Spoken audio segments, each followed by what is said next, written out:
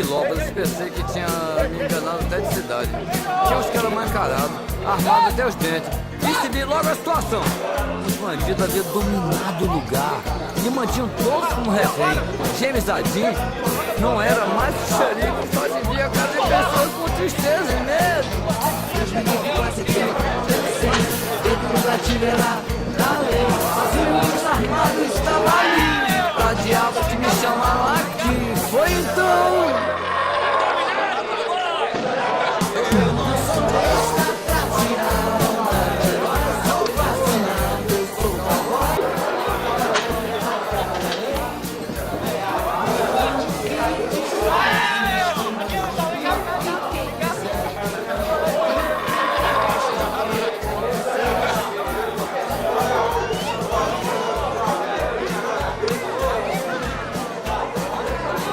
Durango Kid só existe no gibi, e quem quiser vir aqui entrar pra história é com vocês.